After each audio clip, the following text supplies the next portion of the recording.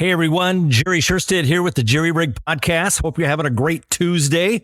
So glad you could come in and sit with us as we tackle some some fun stuff in the marketing and sales world. So today we're talking about content, how that relates to lead generation and for salespeople. So if you're struggling to turn digital content into real sales leads, because at the end of the day, that's what it's all about, right? Sales leads lead to closed deals, and closed deals leads to revenue and commissions, right? So if your content is not resonating, so you might want to take some notes today on this. So today's episode, we're going to uncover 5 powerful tactics to help you achieve digital content success, which is also going to include some branding. We're going to talk a little bit about branding as well. So stay tuned. My guest today is marketing strategist, Lindsey Wigfield. She is a consultant, and we're going to bring her in here in a few minutes, and we're going to talk about all things content and how that relates to getting sales leads. So stick around. Yeah.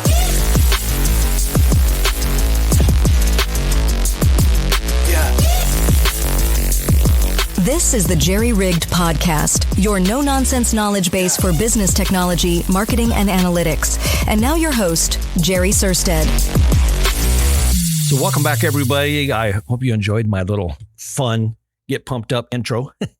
My name is Jerry Suhrstedt, and I'm the owner of and founder of Sumo Lab Total Business Marketing. We're a consultancy. We work with small to medium-sized businesses. Today's guest is Lindsey Wigfield, and Lindsey is a marketing strategist as well. Hey, Lindsey, how's it going? Hey, thank you so much for having me. Yeah, no problem. So tell us a little bit, Lindsey, about your company, what you do, and kind of what you've been up to. Yeah. I'm Lindsey Wigfield. I own Wigfield & Co. And I've been doing marketing strategy for about 20 years now. I can't believe it. You and I both have a radio background, so that's pretty cool. Yes, that is cool. That's where I started and realized that I just love promotions and event marketing and all things having to do with branding and helping other businesses elevate their brand. That's very cool.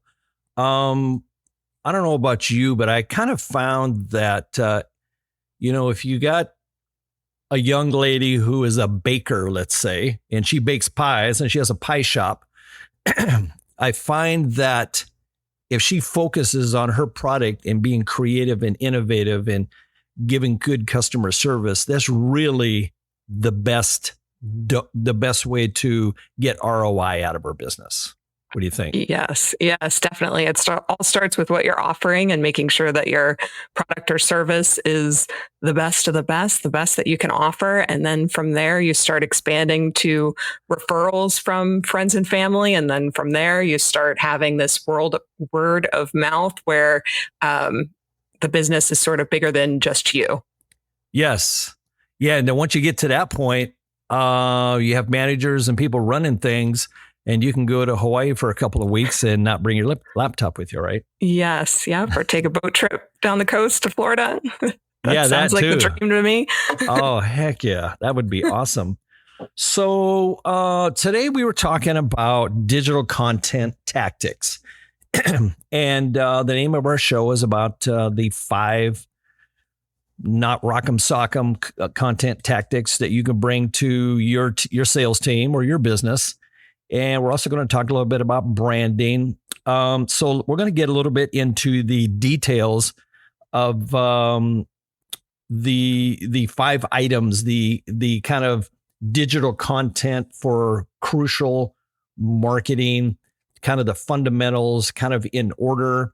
The first thing I want to do, though, is I want to talk a little bit about some branding.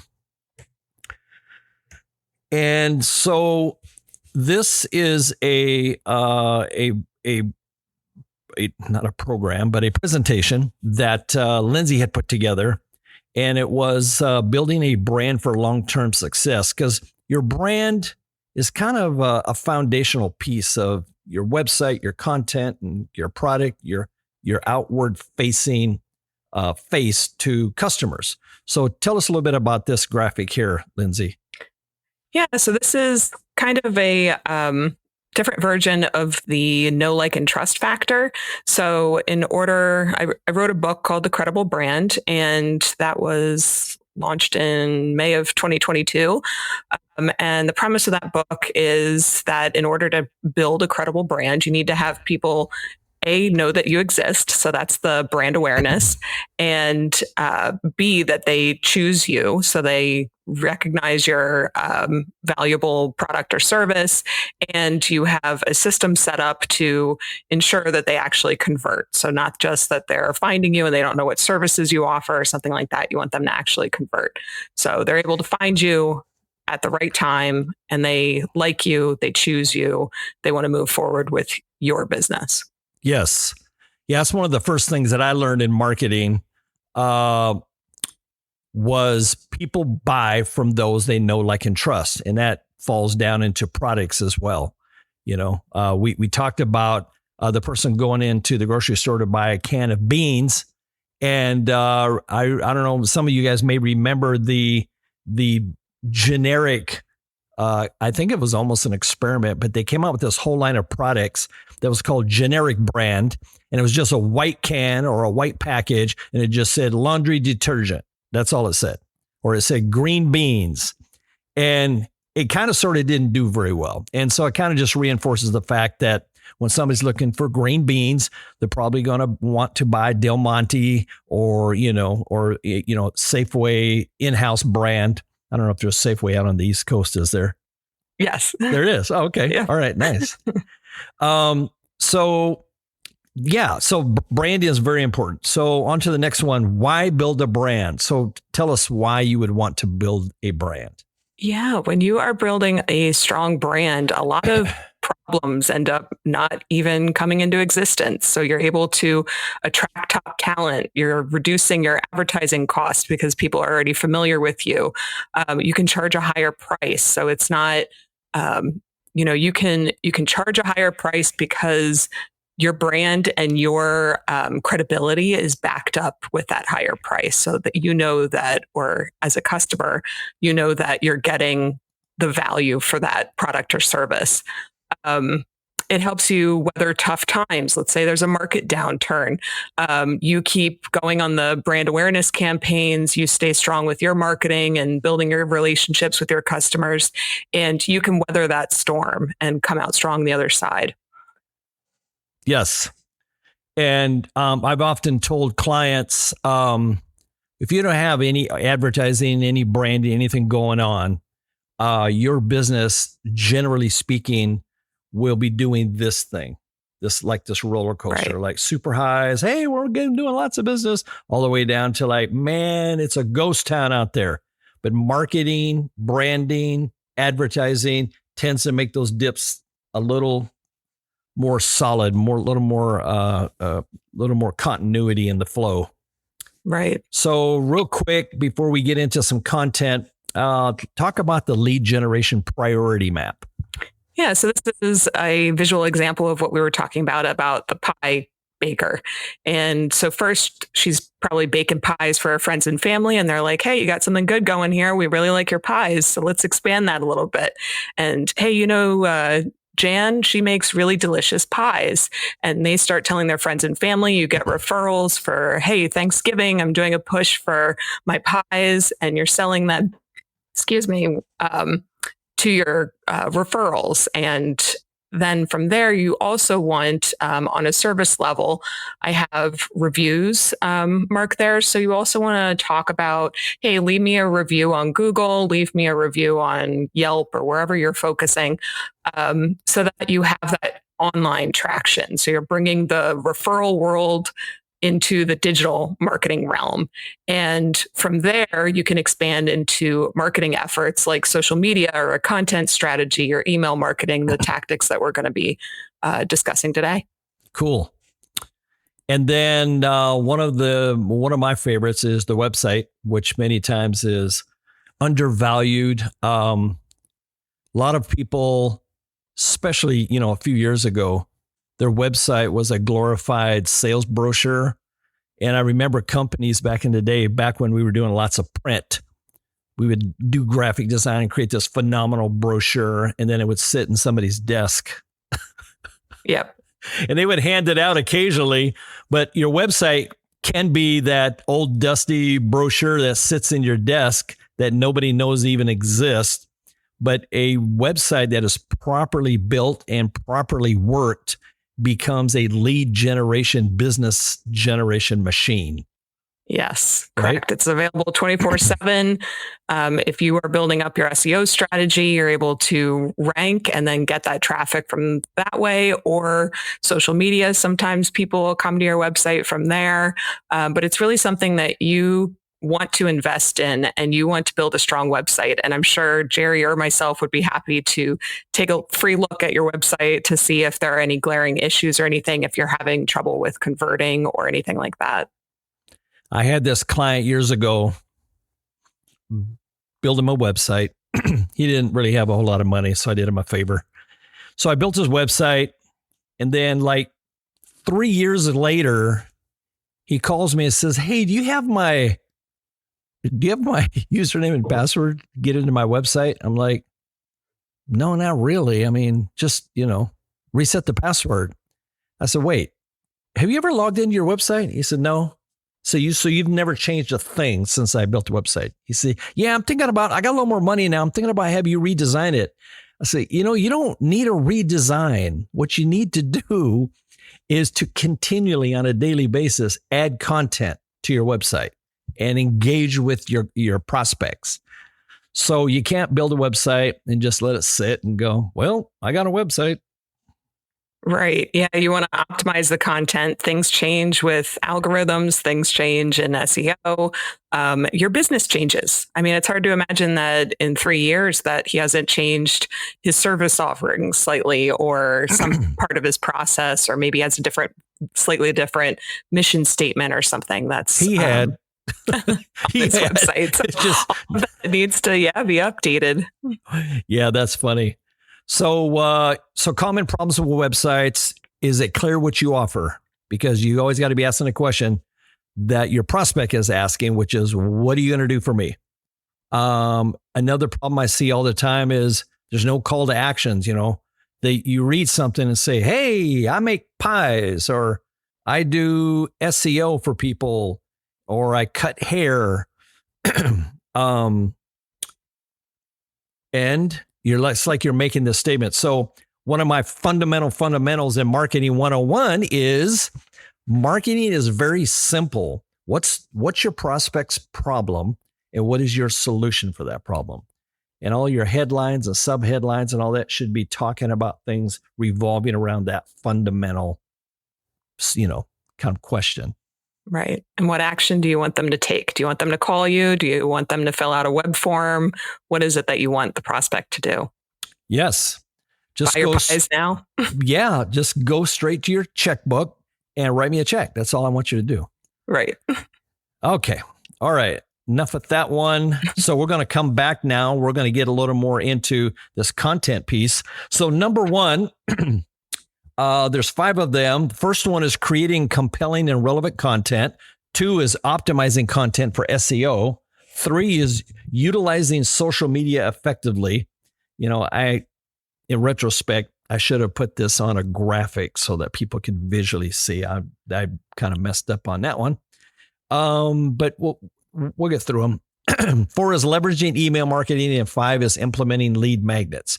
So number 1, tactic for creating compelling and relevant content. Talk to us, Lindsey, about how to do that. Yeah, sure. So content marketing can be a vital piece of generating leads and sales. And how you do that, first, you want to align with business objectives and make sure that marketing and the business goals are aligned. Then we're talking about creating a marketing strategy that is simple and that everyone in the marketing department can understand. Then we're going to a detailed plan.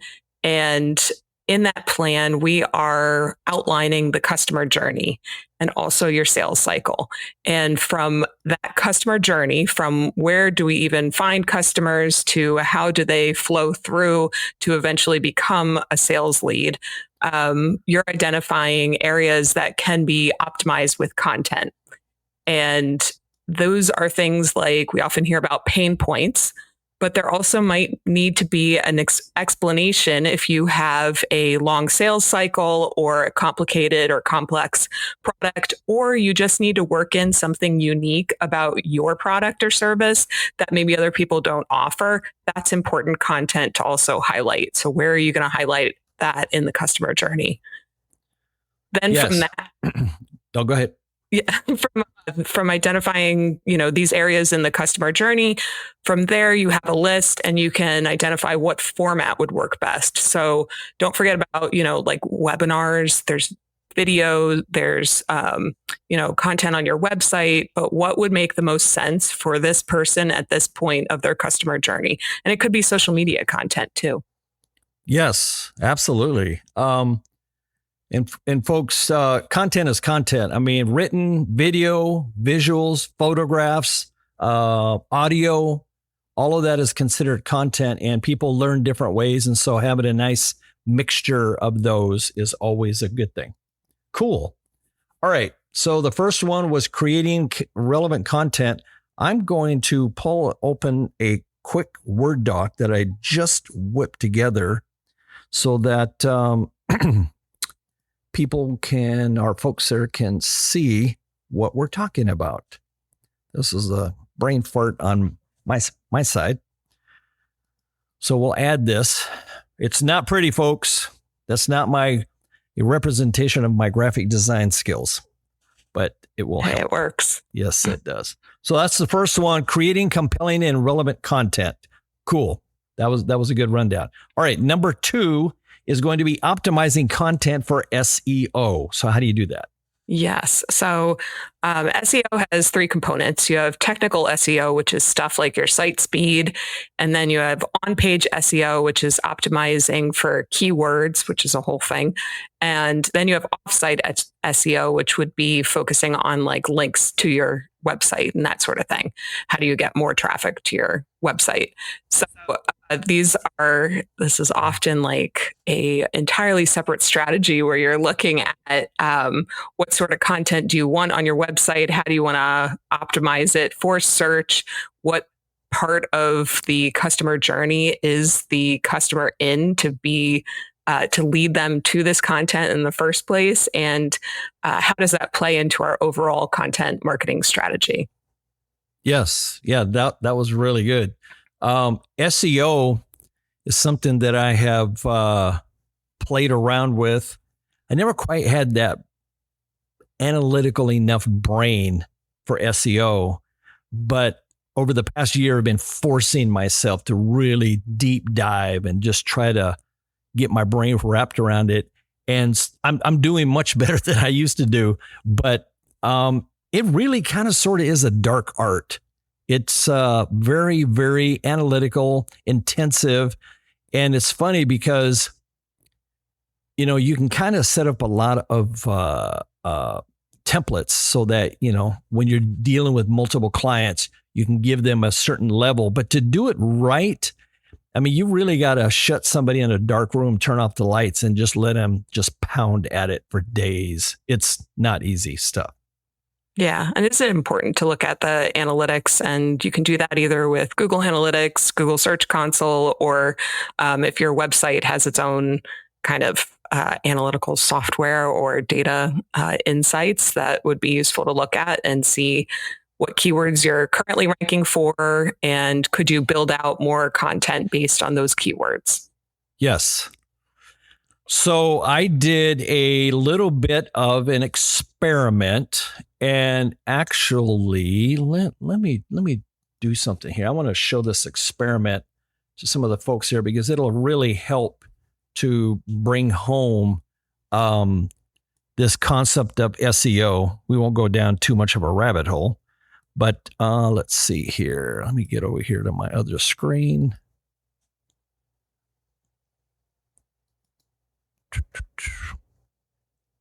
Here we go. So I wanted to do an experiment, and I just came up with an arbitrary word. And I just literally off the top of my head, I said, I got to come up with a word that nobody is searching on the internet, because I want to see how long it takes for this search term to rank. Obviously, words like apple pie, very broad term. Everybody is, selling apple pies, super competitive. Golf clubs, super competitive. So I came up with a word, literally, I'm telling you off the top of my head. I start writing down words, and one of the ones that I came up with was a word called lipofoigle, which is a nonsensical word that means nothing. So then I thought, okay, so I pumped that into ChatGPT, and I said, hey, write me a children's story about a lipofoigle. And it came up with this awesome, hilarious story. So then I created a web page on my website. Now, mind you, I went to Google and searched for lipofoigle, and it literally came back with 0 results, nothing. Nowhere on earth, nowhere on the internet was that word. So then I wrote an article about the lipofoigle, and it took me about 6 days, and it started showing up here under the search term. And then I have another website where I do marketing for home builders called Builder Kick. And I also put the article in there thinking, okay, now I want to experiment. I got it on sumolab.co. It's ranking. But if I put the same exact article on my other website, will Google still rank it, or will it view it as duplicate content, right? Anyway, 3 days later, it started showing up, which kind of blew my mind a little bit. So the article is called 5 Ways to Find a Lipofoigle. And anyway, if you get a chance, go read the quick article. It's pretty hilarious. So anyway, I just thought that was kind of cute, and it showed me a lot about how some of this ranking work. It really kind of brought it home for me, And if you're selling a product called a lipofoigle, and there's a bunch of people that want to buy lipofoigles, I'm the only guy in the world that's ranking for it, right? Yeah, 2 lessons from that little case study that you did. Yeah. First is the importance of having a unique name if you're trying to create a product or service, or a new, not like create something new, or if you're even thinking larger scale about your company name, then it's easier to rank if you have a brand new word or a mixture of words, something like that. So that you rank, on page 1, it's a new word, you got it. And second lesson, so there are a lot of companies out there that promise you that you'll rank on page 1. Right. But they don't tell you what the value of that is or how that would relate to your larger content marketing strategy. They don't care. They just promise that you'll rank on page 1. And it could be something like lipofoigle and a word or a phrase that doesn't really make sense or isn't really, helping out your business in the larger scale, but you rank on page 1. So they've accomplished their goal, but it doesn't actually help you make more leads. Exactly. I see so many companies. I hate doing marketing for companies and they already have all of that done, unless they did their research and they did it the right way. But I get so many, like up in the Seattle area where I'm from, everybody was called Northwest something. Northwest Auto Detail, Northwest Carpet Cleaning, Northwest Coffee, Northwest this. And invariably I get a client. I'm like, oh, so what's the name of your company? Oh, it's Northwest Power Washing. Yeah. You literally could not get any more creative than Northwest. That, like back in the day, I used to laugh because you would open up the phone book in Seattle under the white pages and go under N for Northwest, and there would literally be like 600 pages of companies called Northwest something. So when I came up with Sumo Lab, I couldn't even tell you how I came up with that name. Something about sumo wrestlers I just thought was cool. Sumo what? So then I thought about lab. I like that laboratory kind of concept. a place where you brew up and create DNA that makes better marketing or something like that. So I just kind of like put Sumo and lab together, went online. There was a little bit of stuff in using that word, but not much. And now if you just Google Sumo Lab, I'm kind of like, at least locally here in Chandler, Arizona, I'm near the top, or I am at the top, number one. Yeah. But here's what you got to remember, folks. Nobody is looking for your business because they don't know you exist. What they're looking for is small business marketing. Now, when you type in small business marketing, all caps here.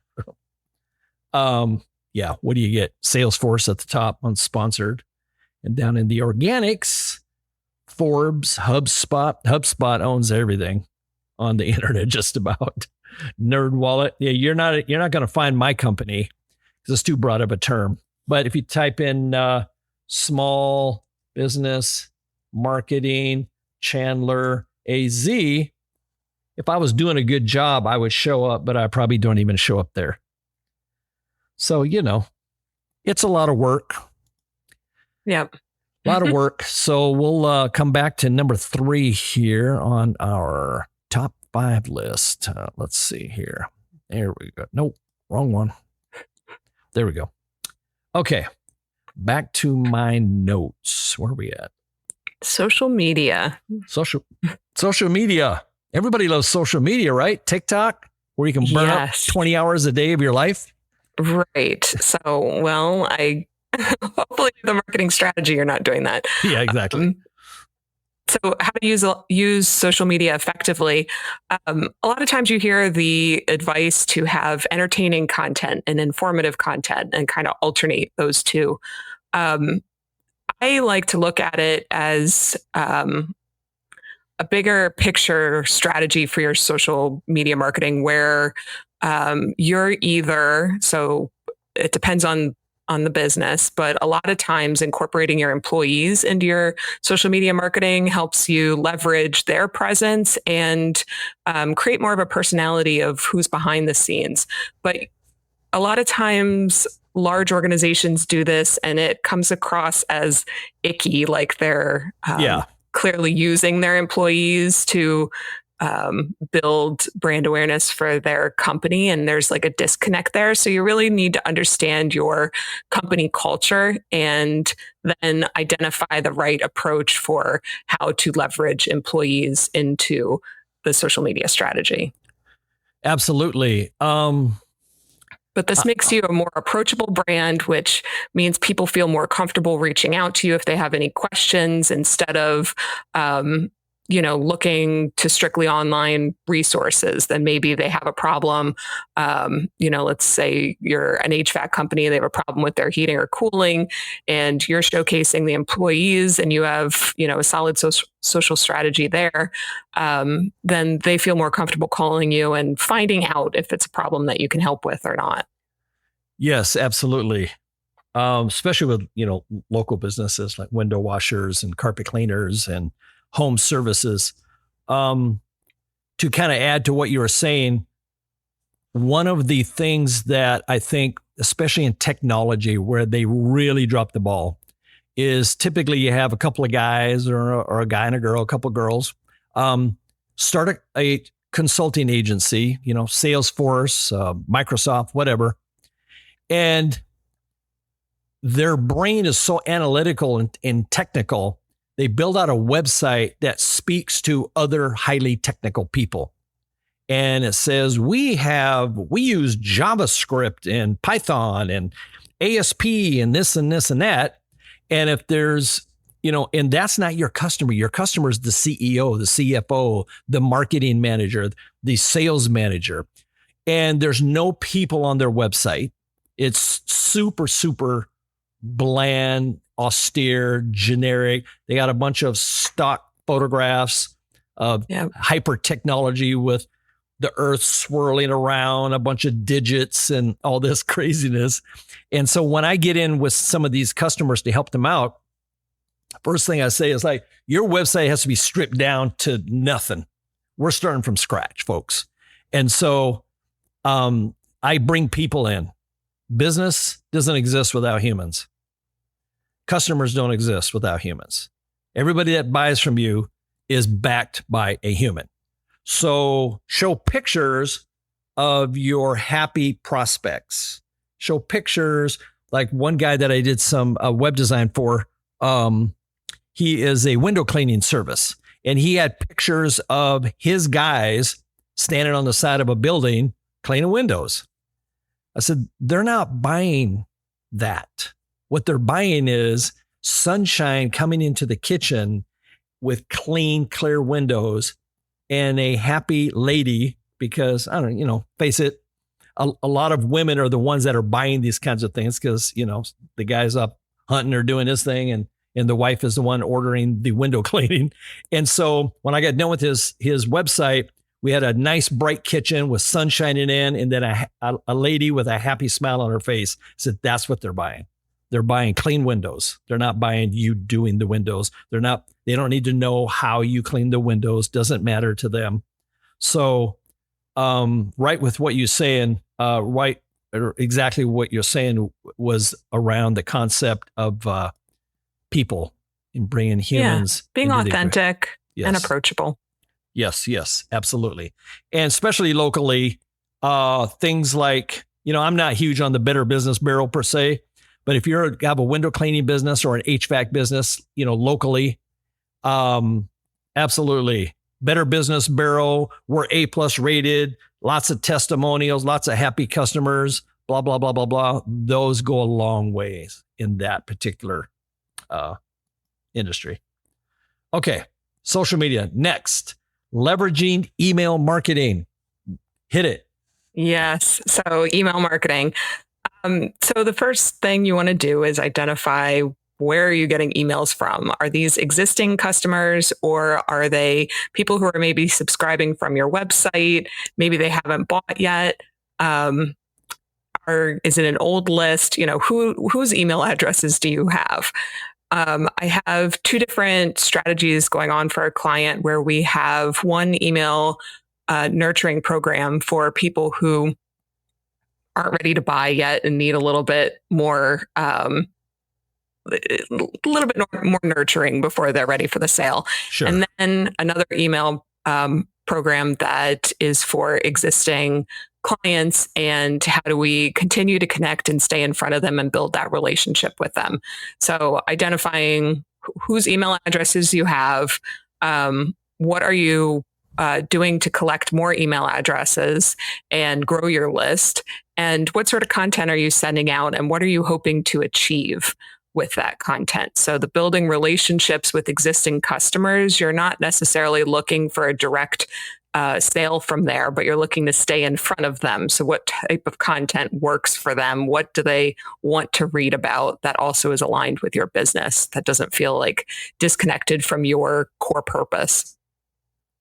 Absolutely. To me, email marketing kind of initially starts in one of two categories. And you're either B2C, business to consumer, or you're B2B, business to business. Most of the email marketing I do is in the B2B world, which is a lot easier in a lot of ways. There's not quite as many regulations. When you're emailing consumers, there's a lot more laws and rules that kind of come into play. And, you want them to see your product, opt in. Yes, I want to hear from you guys with your emails and your subscriptions and your pointers and your how-tos. And then once they opt in, then you can nurture that. B2B is a little looser in that department. I do a lot of cold emailing, but it has to be done in a very, very, very specific way. And it works. If it's done specifically with very targeted audiences, and every email sounds like, I'm talking to you specifically, it can be very, very fruitful. You can get a lot of ROI, a lot of sales leads out of email marketing, but it's a ton of work to get it set up properly. And it's a lot of work to keep it going. You have to have multiple email addresses. You have to have a platform that properly warms your emails. There's a lot of stuff that goes into it, but it can be super, super effective. And have you done anything in that department? Yeah.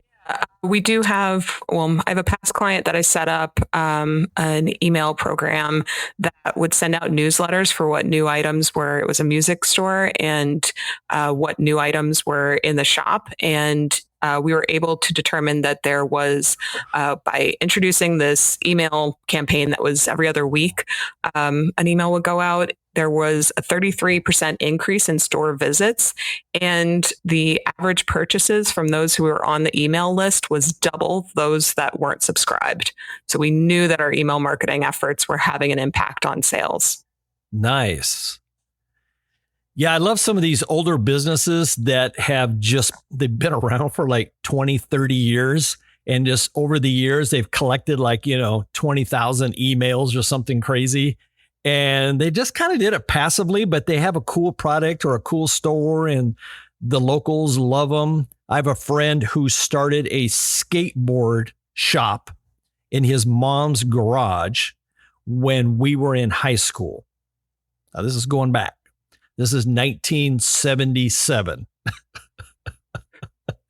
And after school, we would go hang out. He'd open up his garage door, and his mom's house, their street address was 35th Avenue in Auburn, Washington. Anyway, he'd roll up the garage door. He had display cases.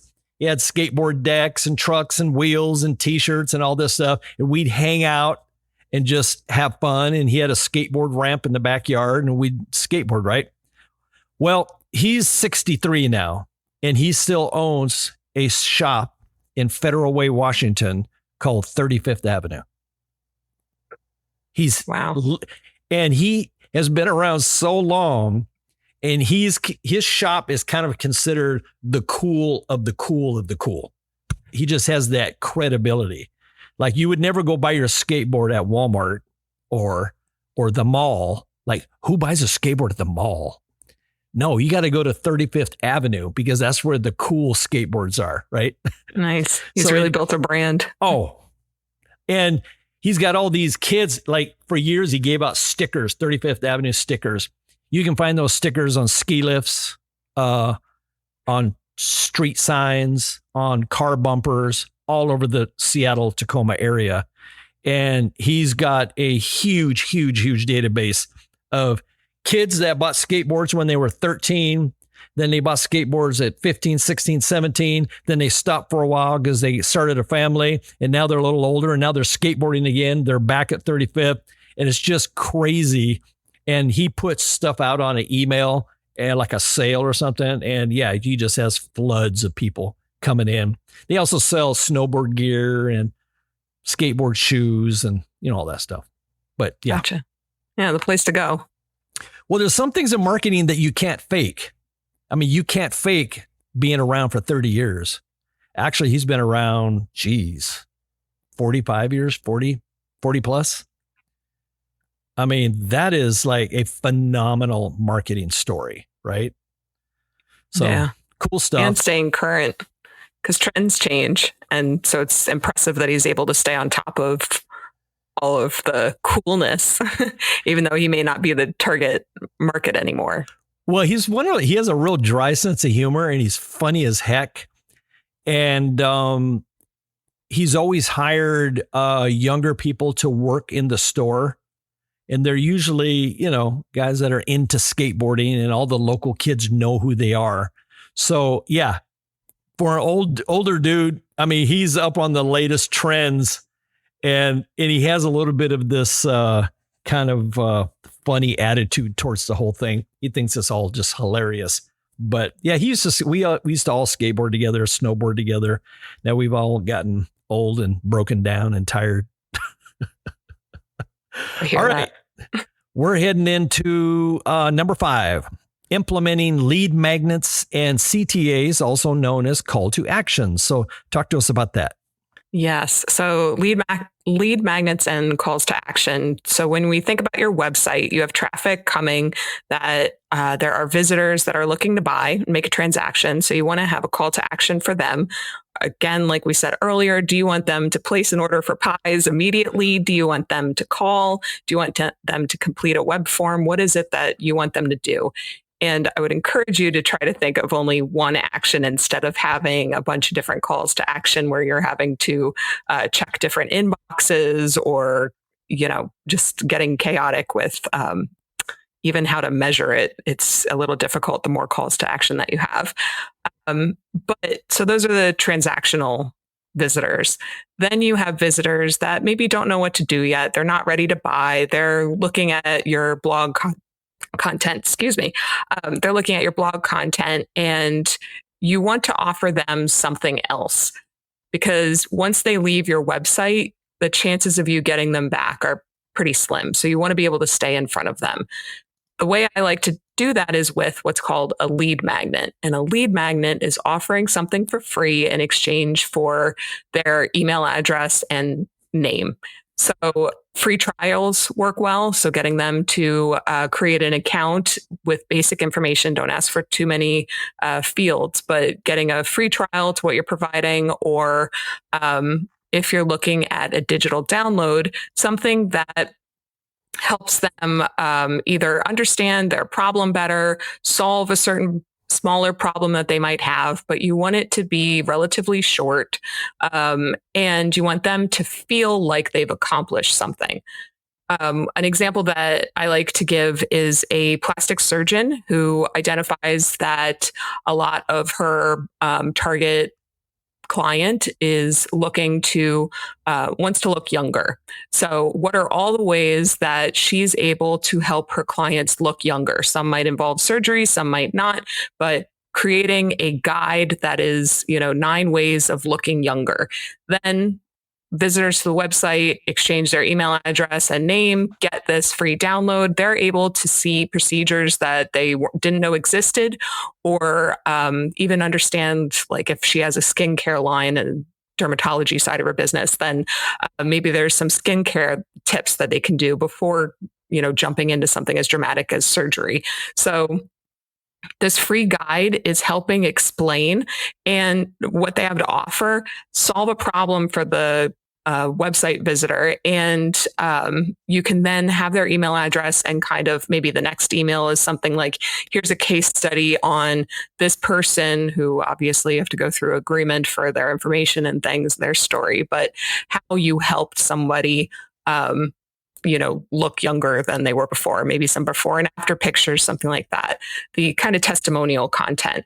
So the end result after this little bit of nurturing would be, all right, now are you ready? Like, take the next step, give us a call, have a free consultation, that sort of thing. But the purpose of the lead magnet is to capture those website visitors that aren't ready to buy, but just need a little bit more nurturing or guidance. Get them into your funnel. Yeah. So lead magnets too can also, and I've learned this the hard way, can come in a couple of flavors, just kind of what they call a tier 3 lead magnet, which is like, hey, get my white paper, or here's a little ebook. And they're fairly inconsequential. And people are kind of like, nah, I've seen this story before. I'm not giving you my information because I don't want you bugging me. Right. Yeah. One of the most successful lead magnets that I had was a 1-page social strategy. And it was like a form that people could fill out to complete their own social strategy, have an understanding of what they needed to post online, what their goals were, everything. And it was only 1 page. And that was extremely successful. I don't remember the numbers exactly, Really? but Nice. That was my best. Yeah. I always try to come up with something of major value. Like if I have a class, a 3 classes about marketing and how to take your or some one-on-one coaching, let's say 3 1-hour sessions normally cost X number of dollars. I give away a 1 hour, let's say, or a half hour, whatever, or an analysis. So something that really is tangible, that is like, oh, this is worth, $2,000 and I'm giving it away. That is a major, like, oh man. Okay. Yeah. Here we go. Here's my information. Now they've shown some interest. Now you can get in the funnel and you can, start working them. Yep. Okay, let's see here. Lastly, we're going to wrap things up today. And so, Lindsey, you just kind of gave us a kind of a case study, a real life example of of one that worked for you. Can you think of anything else where content kind of tied in with sales leads? Yes. So I had a client that was a home energy auditor, and I don't know if that's a nationwide thing. Do they do that out in Washington? For what now? Home energy audits? Yes. Yeah, it's pretty much nationwide. Okay. So he is a home energy auditor, and this was a few years ago. So the business is relatively, new to people. They don't really understand what the value is. So we outlined the customer journey, like I mentioned, the first step should be, and we highlighted all the questions that people have along the way for the customer journey. And then also what kind of brings him leads. So the number one reason why people were calling him was for installation. So they don't understand the audit, but they know that they need insulation. So they would call him and say, do you do insulation services? And so we created website content that explained a lot about how much insulation do I need? Where do I need it? Along with problems like, why is the room above my garage always hot or always cold?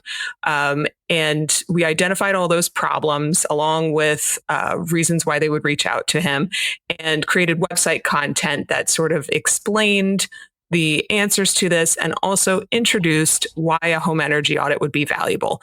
There was an additional, the insulation is kind of the what of the problem. It's not a bigger part of the story. So really getting that across that, yes, you might have an insulation problem, but we're a home energy auditor. Like, we are the experts. So let us look at your whole house and take this whole house approach and develop kind of a step-by-step plan for how you can get the most bang for your buck. And the added value there was the government gave cash back for energy improvements. So if it turned out to be your HVAC system that needed to be replaced or something like that, you were able to get up to like $7,000 back from the government for these energy efficiency improvements. So we worked all of those key value propositions into his content and really encourage people to call or to subscribe to a little nurturing campaign to get them to buy. So what was the net result? So do we have the number somewhere? I forget the percentage. 21.67% increase in total page views. And I didn't have a way of measuring his calls. He had the phone number that he wanted to keep. So I wasn't able to measure how many phone calls he got, but he said he saw an increase in sales. So was the client happy at the end of the day? Oh, yeah. Yes. Very happy. Nice. And booked out. He went from, I think he was booked out for 4 weeks, and he got booked out for 6 weeks after implementing the new content strategy. Nice. So, good job. Yeah. Also feeling, confident with, having that booked out further means you can be more comfortable and you don't need to stress about where you're getting business next. We're booked out for 6 months, so I'm not sure if we'll be able to get to you. Right. Right. That's awesome. Feels good, right? Yes, it does feel good. Well, thank you, Lindsey. I really appreciate you guest hosting today and bringing all of your insightful knowledge about branding, marketing strategies, email, content, sales leads, all of that. I really appreciate that. Thank you so much for having me, Jerry. I appreciate it. Yeah, no problem. And thank you guys for coming to hang out with us and learning some business marketing. You can always ping either one of us on LinkedIn. And if you got any questions, just hit us up and we'll see if we can answer them. So anyway, enjoy your Tuesday. Stay safe and enjoy your weekend as well. Take care. The Jerry Rigged Podcast. Don't forget to subscribe on Apple, Spotify, or Google. Business technology for CEOs, managers, and business owners. We're here to deliver insights and strategies without the fluff. This is the Jerry Rigged Podcast.